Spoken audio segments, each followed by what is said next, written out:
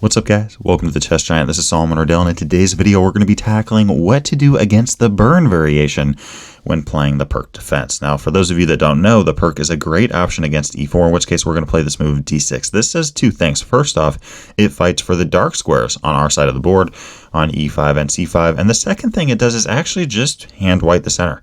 Right at this point in the game, white may be sitting pretty comfortably, but we're going to be going after the center for the rest of the game, starting out with knight f6, and then by playing this move of g6. Now, the Byrne variation in particular is this move of bishop g5. Okay, white here already has a ton of space, and they're clogging up even more space with this bishop move, right? I mean, putting a ton of pressure on this knight on f6. My number one piece of advice for you guys playing against this is to not play passively, right? We got to play wild. We got to play crazy attacking chess and really go for the win starting right now. If we play very passive moves, you know, bishop g7 is not bad, but, you know, if we play passive, bishop g7, knight d7, e6, just kind of mess around and don't do much, white is going to absolutely trample us in this game with moves like f4 and e5. We need to know what we're doing, okay?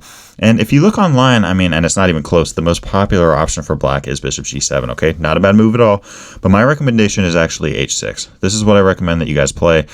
Really for two reasons. First off, I think that it's just really good. I think that it gives black great chances. And on top of that, this is not what white is used to seeing.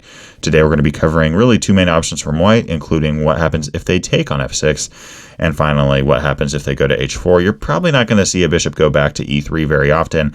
I mean, why would you play bishop g5 and then just go straight back, right? So, okay, I mean, we're going to be covering this main move of bishop h4, but first off, why can't white just take on f6? For a lot of players, this may seem like the obvious choice, forcing black to get doubled pawns, but I'm actually surprisingly okay with this pawn structure here. If white plays a move like knight f3, okay, we're just going to develop, right? You know, fianchetto our bishop, castle kingside, and eventually, once we got a little bit of development under our belt, we're going to start to chip away at the center by playing this move of f5, right? Using a flank pawn, or at least now a flank pawn, and attacking the pawn on e4. Now here, there's a bunch of different things that white can do, but what happens if they just take the pawn? Well, in this case, okay, we have a light squared bishop ready to go. We're just going to capture back. And here I'm a big fan of this move c6, right? I mean, by having pawns on d6 and c6, we're playing solid Pirc defense chess. We're wiping out half of the fifth rank. And we're looking at ideas like, you know, just calm developmental moves like knight d7, as well as moves like b5. In fact, against this move of d5, at first sight, it may seem as if black is in some trouble, right? White here trying to break the game open. They got a bishop on c4. Well, notice here, by playing the move d5, our bishop on g7 just got that much stronger. So here we're going to play the move of b5 followed by b4, attacking the knight. If a move like knight e4, there's a couple of different things you could do. I mean, first off, you could just take the pawn on b2. You could also take off the knight and play c5 and really try to lock things up. And here, if a move like knight a4, obviously we can't take that pawn because we'll just lose our bishop, but we can play this move of c5, an extremely strong bishop pair. Notice that white can't really do much about it at the moment. They can't get rid of our bishop anytime soon, if ever at all. And this bishop on f5 is surprisingly stable, right? Knight d4 is not going to work, and neither is knight h4. So here, black sitting very comfortably. We're going to continue to make space, look at c4 ideas in the future, and we're chilling in this kind of game. Now, going back against this move of f5, what else can white do? I think another option is just playing quietly, right? Just defending it with a move like rook e1. But against this, okay, let's just take that pawn off the board. And notice here, white's going to have to capture back with the rook, in which case, okay, we can play a move like c6, threatening d5. And if knight takes e4, we can play d5 right away, right? We got a little center fork here. Black here yet again, completely winning. So going back to this position, what happens if white doesn't take on f5 or defends the pawn with rook e1? What else does white have? Well, sometimes you may see a move here like e5. My biggest piece of advice is that when you do play f5 and white continues to push, don't take this pawn. This is only going to help white simply sit here and start to gain more and more tension, more and more pressure against this pawn, starting out with knight c6. And look, white can defend it, but we're just going to put more pressure on it. And notice now we have 1, 2, 3, 4 different pieces, 3 pieces in a pawn, all coming down on that centralized pawn. Eventually, white's probably just going to take that pawn on d6, in which case, okay, thank you for the rook. And in this case, we're going to take back with the c pawn. Notice queen takes d6 would be absolutely brutal because of queen e8 with check. But okay, I mean, we take back with the pawn. And here, black just has a great game, right? I mean, in this scenario, sure, we do have an isolated pawn, but it's okay because white can't really make a huge target out of it at the moment. In fact, right now, we're the ones that have the target coming down on d4, we have natural developmental moves like bishop d7 on the way. And notice here, if white tries to defend the pawn with a move like queen d2, well, okay, in that case, we can just play g5, looking to play g4, dismantling that knight from the defense on d4. One of the main ideas against this bishop takes f6 variation is really that we have a huge cluster of pawns, so why not start pushing them like crazy? What happens here, though, if white yet again pushes with d5, right? Just making this pawn not a target. Well, in this case, let's just centralize our knight, capture back with the bishop. Here we have the bishop pair, an extremely active bishop on e5, which ain't going anywhere anytime soon. We're going to continue now with a move like bishop d7, get our rook involved somewhere on a semi-open or open file, and finally a queen on b6 would be absolutely nasty here for black. So guys, that covers what to do against this move of bishop takes f6. Okay, simply capture back, play bishop g7, castle kingside, play f5, put some pressure on e4, and you're going to have a very playable middle game. Now, what happens here against the move of bishop h4? However, there's a lot of different options that black has here. I actually like this move of bishop g7 though. Okay, so we play h6, we kick the bishop back, and then we simply fianchetto our own bishop. Now here in this video, we're going to be covering really three main options. First off, what happens if white plays e5 immediately? This happens quite a bit in online chess, but it is a mistake on white's part. What happens if white just plays some kind of quiet developmental move like queen d2? And finally, what happens if white plays f4, forming the three-pawn center, and what we do against that? Let's start out with this move of e5. What do we do in this situation? Well, the best move, and it's not close, is playing knight h5. By the way, I recommend that you guys watch this video through a few times. I'm also going to be leaving links to the PGNs. Try to memorize these lines, especially in the sharper variations, because that's going to be very important for you being prepared against the Byrne. So, okay, I mean, e5 immediately, we play knight h5. Notice now we have two attacking pieces, right? This piece on g7 and this pawn on d6 against that pawn on e5, and white only has one defender. Now here in this position, the best move for white is actually queen e2. Surprisingly enough, this is what the computer recommends, but I don't think that it's a very human move. I don't really see many people playing this, and if white does play it, we're completely fine after just taking on e5 and then playing this move in knight c6, right? What are some human moves, some realistic options that you may be playing against? Well, first off, what happens if white takes on d6? First off, taking back with the c pawn, there's nothing wrong with this, right? In fact, right now we have two central pawns, white only has one. And from this point, we're just going to continue to develop. We're in business, and we're just playing chess. However, I personally am a fan of queen takes d6 because we immediately put pressure on d4. If we see a move like knight f3 defending it, okay, let's just castle kingside. And again, a big idea, especially with this bishop on g4, we got to push these pawns at some point or another in a lot of these lines. In fact, right now we can simply play g5, right? Attacking the bishop, force this bishop back, capture off, play rook d8. Notice now we have the bishop pair. We have 1, 2, and 3 pieces all attacking the pawn on d4. And I'm taking black here any day of the week. See how going back here, I mean, if white plays e5 and then they continue with an immediate e takes d6, in that instance, we could take back with the pawn or simply take back with the queen. Look at ideas like castling kingside, g5, simply get that bishop off the board, put a rook on d8, and put a ton of pressure on that d4 pawn. I think most players would rather have black there. Now, what happens if a move like bishop e2 is played? Here, white trying to take advantage of our somewhat awkward-looking knight. And here black does have a couple of different moves, but I personally am a fan of knight f4 because there's so many different things that can go wrong here for white if they're not careful. First off, we're just threatening to take on g2 with check, not just winning a pawn, but forking the king and this bishop on h4, right? And here if white defends it with a move like bishop f3, thank you for the centralized pawn. Now we can take the queen and here play a move like knight d7. By the way, I mean, there's nothing wrong with taking off this pawn, but why take the pawn with the bishop if we can take it with the knight instead? I think a knight on e5 is much more powerful, so let's just play this move knight d7, right? There's no rush here to take the pawn. A move like e6, we're just going to capture back with our f4 knight, and in this instance, we have two attacking pieces. White has 0, right? So even against a move like bishop g3, again, there's no rush to take with the bishop. You can just drop your knight back, take the pawn the next move, and here, I mean, okay, we're simply up a pawn. White really has nothing to show for it, and black here with the winning chances. So y'all, against that move of e5, make sure to play knight h5, whole idea being against bishop e2. We have knight f4 ideas in the air, and if they don't play bishop e2 and they take on d6, again, capture back with the queen and put as much pressure as you possibly can on that d4 pawn that really doesn't have much support. What other options does white have here? Well, what happens if white just plays a quiet move, like queen d2? In this case, I recommend castling kingside, but some players do like playing g5, right? Attacking this bishop, and then playing this move of knight h5. This does guarantee the bishop, but I personally do think that black can get steamrolled in this position pretty quickly if they're not careful. So going back against queen d2, I instead just like castling kingside and really trying to gain as much attacking chances on the queen side as I can very quickly. Now let's say here white plays a move like castling queenside. Okay, we're going to play c6 and b5 immediately. It's actually surprising how often this comes up on online chess, white playing e5. Notice here, guys, again, against the Byrne, we cannot play passive. We got to play crazy, wild, attacking chess and go for the win. We got to play this move of b4. Right? Whole idea being, if you want to run away, okay, we're going to bring our knight to d5, and that's a great trade for us. And here, if you take on f6, we have an intermediate move ourselves, taking off the knight, a piece for a piece. And white here can try an intermediate move by taking off the bishop, but our intermediate move is superior because we take a queen and we have a check against the king on c1, right? So, okay, I mean, if you want my bishop, I'll take your queen, and then I'll take the pawn back.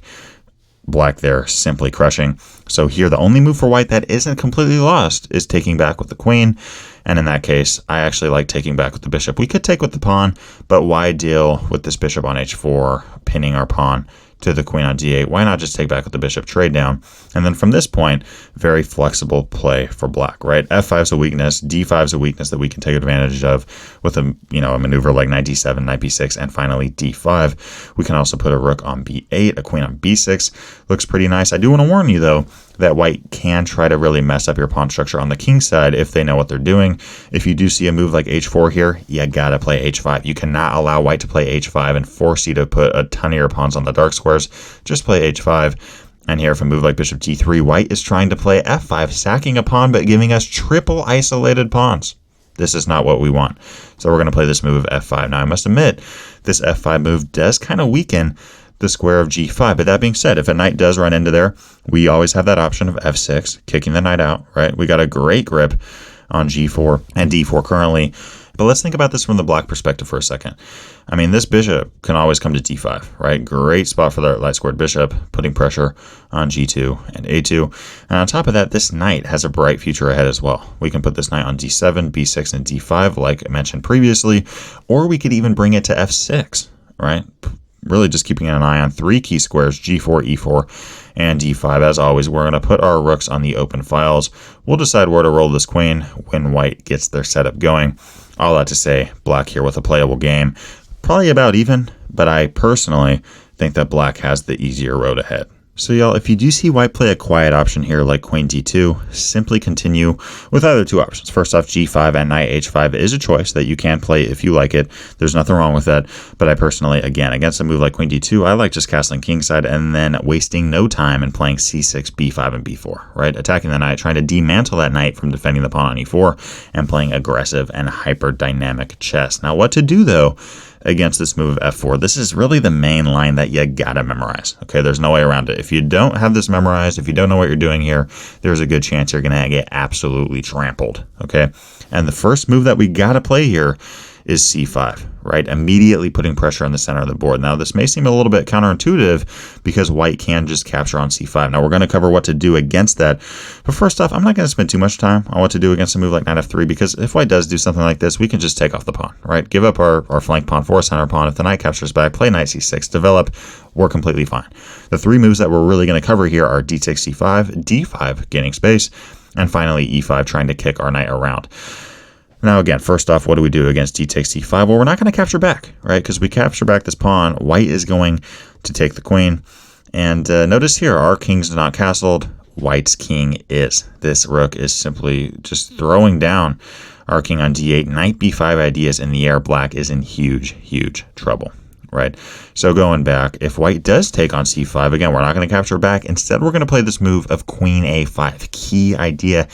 Notice here, white can just continue to keep capturing pawns if they want to, but we now have this idea of knight takes e4. We don't have one or two, but three pieces all clamping down on this knight on c3, which currently only has one defender, right? And again, if white wants to keep taking, we're just going to play bishop takes c3 with check, right? White here in big trouble, going to capture back with the queen. You are, one move away from checkmating, but in this case, as black, we're going to keep putting on the pressure. We're going to play bishop g4 with check, and then we're going to play this move of knight c6 so that the rook covers d8. Notice now queen d8 is not a mate, right? Because we take back with the knight, and if you promote, okay, we take your second queen. We're completely fine there. In this position, black has about a -2 advantage against queen d3, in which case we take on f3 with check and continue to hunt down the enemy king. However, the second best move for white, which is bishop f2, a -9 advantage for black, as we can play bishop e6 and bishop c4. All that to say, it's going to take some crazy chess for white to even survive in this position.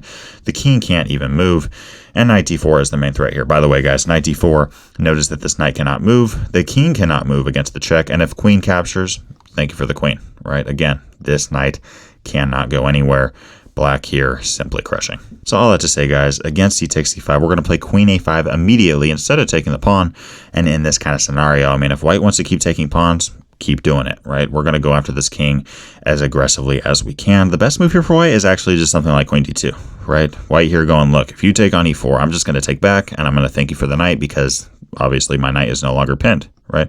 So in this case, okay, we will take back the c5 pawn, but we're not going to take back with the pawn because the d file will become extremely weak. Instead, we're just going to capture back with the queen and continue to play natural chess here, right? Play a move like knight c6, play a move like castling kingside. And by the way, if you ever do see a move like bishop f2, just drop your queen to a5 and you're chilling. There's really no way for white to continue kicking this queen around. A great spot, kind of a Scandinavian style. Hard for white to do anything, especially with this knight being 4 moves away from the queen. We're eyeing both the knight and this pawn on a2. The bishop is also surprisingly active here. Be looking out for knight takes e4 tactics in the future. Castle kingside, play aggressive chess. You're going to be in business. So again, y'all, against d takes e5, play queen a5 looking at knight takes e4. And if white stops it, just take the pawn back. We're even, 1 pawn for 1 pawn. And we're playing chess. What happens here if white pushes with the move of d5, right? Trying to make space. Again, y'all, we cannot play passive here. We cannot play a move like castling kingside and then knight d7 and then all this kind of stuff. We got to play queen a5 yet again immediately, right? Pinning the knight and really threatening to take on e4. Now, there's 2 main ways for white to stop this, okay? The first one is by playing this move of queen d2. In fact, I don't really think that this is the best option because now black's able to play queen b4, putting pressure on both b2 and a double attack on e4. Now it kind of forces white to give up one pawn or the other or just take out one of the attacking pieces. But in this case, we just capture back, right? And again, we're putting pressure on c3. We're putting pressure on e4. And white here is really forced to just play a move like castling queenside, right? This is the best move for white. And in this instance, y'all, I think this is really a dream position for the Pirc player, right?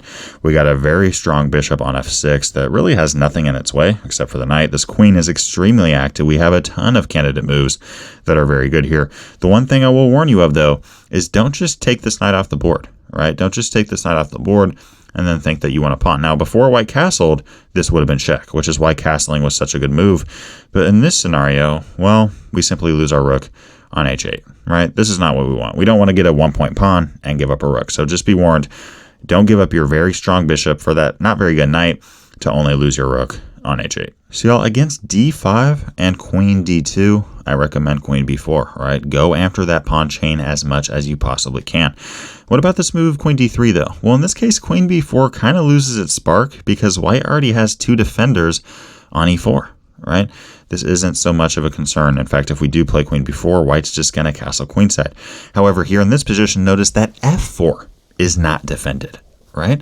So we're going to play knight h5, doing 2 things, putting pressure on f4. I'm putting even more pressure on this knight on c3. Here, if white plays a move like g3 defending it, notice just how awkward this bishop looks. And we can now just play developmental chess with a move like knight d7 and even b5. I'm a big fan of this idea, looking at b4 and c4 ideas as well. A ton in the air here for black, and white's just under a ton of pressure. Notice, by the way, that white can't take with the knight because it's pinned to the king, and queen takes b5 is a terrible mistake because we're simply going to win a piece, right?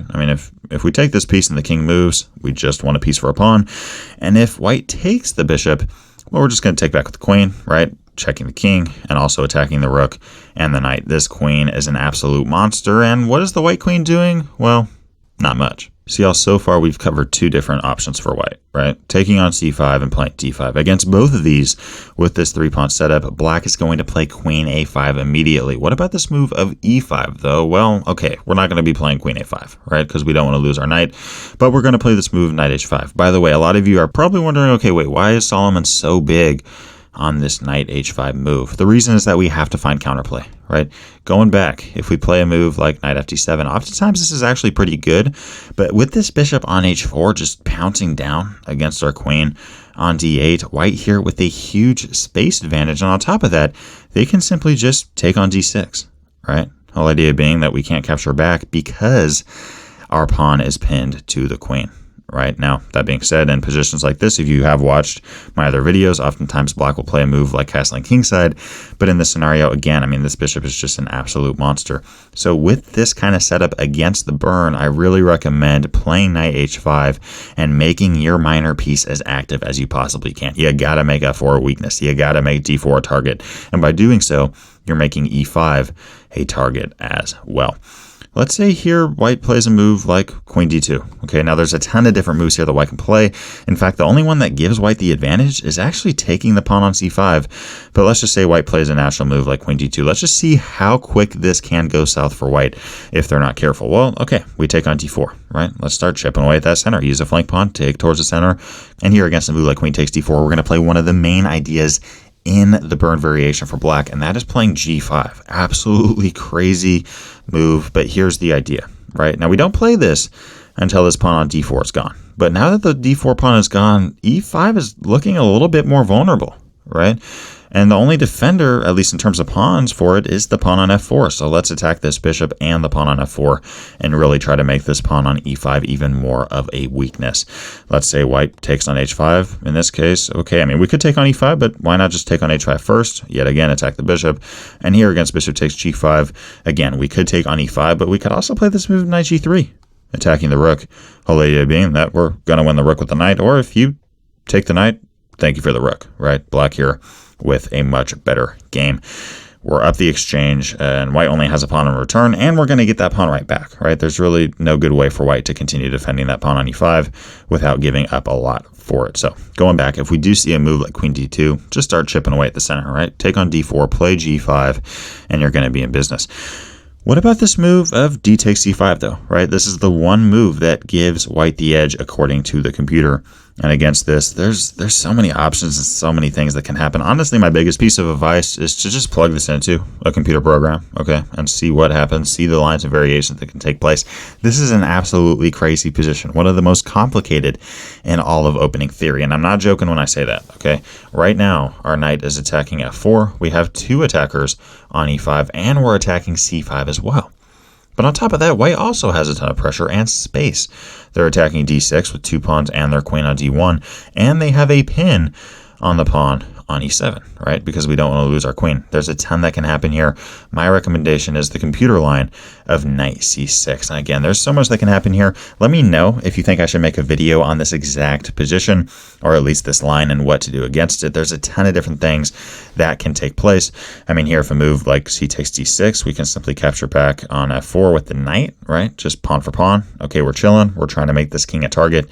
And here, if a move like e takes d6, the computer line is taking on c3 and then playing queen a5. In this position, we're down two pawns, but we're currently attacking 1, 2, 3, and 4 pawns, right? 3 of them are just hanging. And then finally, the pawn on d6 does have some pressure against it. And okay, I mean, here if white does play the computer move of knight e2, which I don't really know how anyone's going to actually play this against you, unless, of course, they're cheating, and I'm not going to name any names. But okay, all that to say, you know, if they do play knight e2, we can just take on c5, right? We got one of our pawns back, and we still got a crazy game of chess ahead. What happens here if white just plays a more natural move like queen d2, though, right? Well, in this case, let's just get our king out of there, right? Castle kingside, and again, we're playing crazy, wild, attacking chess against the Byrne. Here, if white takes on e7, big mistake, right? It's actually best for white to just let us take on c5 and d6 and start developing their pieces. Notice just how far behind in development white is. We have 1, 2, 3, 4, 5 pieces developed, 3 of them which are extremely active. White only has 2, not to mention some pretty serious pawn structure issues, right? But okay, let's say white takes on e7. In this case, we're actually going to capture back with the knight, looking at knight f5 ideas. Great outpost for the knight, attacking the bishop and keeping an eye on that e3 dark square, which is a hole, right? This square on e3, no pawns can attack for the rest of the game. So if we can get our knight into e3, that would be great for black's game. What happens here, though, if white takes the knight? Well, in this case, we're just going to pin the bishop, right? Pin the bishop against the king, and there's really no way for white to save this bishop and save the pawn on c3, right? Right now, white has their hands simply too full. And here, if white plays a move like castling queenside, I do want to warn you, don't take on e7 with the rook, right? You may see a piece and go, oh, there's a bishop, let me take it. Well, this is actually a mistake because white now has the opportunity to trade down with queen d8 check. And we don't want to trade down for two reasons. First off, we are attacking. We're attacking the king, right? At this point, they haven't really attacked our king at all. We don't want to trade down for that reason. On top of that, we're down material. Black is -2. We're forced to trade down queens, and here white has the better position. All that being said, I do think black has a decently good chance here, simply due to the fact that we're already attacking f4, and we're, really going up against triple isolated and isolated pawns. White has a lot of issues here. All that to say, going back against castling queenside, don't just take a piece super quickly. Think to yourself, okay, what else can I do in a situation like this? It turns out the move of queen a3 with check is a great option, right? Whole idea being if king b1, which is white's only move, we're going to play bishop e6, right? Threatening a mate in 2, queen takes, and finally queen a1. And here if white plays the only move that doesn't give black about a -9 advantage with that move of c4, right? Preventing this idea, we now take on e7. Notice now that queen d8 simply doesn't do anything because, well, first off, our queen's not on a5, and secondly, because a rook could capture it. Here, black, yet again, down 2 points in material, but now with much more pieces on the board and much more attacking chances. Again, against the Byrne, you gotta play crazy. Hey, I wanted to give a big shout out to my December 2022 Patreon community. I'm honored and humbled by y'all support for this vision of the channel. And if you haven't checked out the Patreon community before, go check it out. There's some pretty fun benefits that you gain by joining the crew. Thanks for watching today's video, and I'll see you in the next one.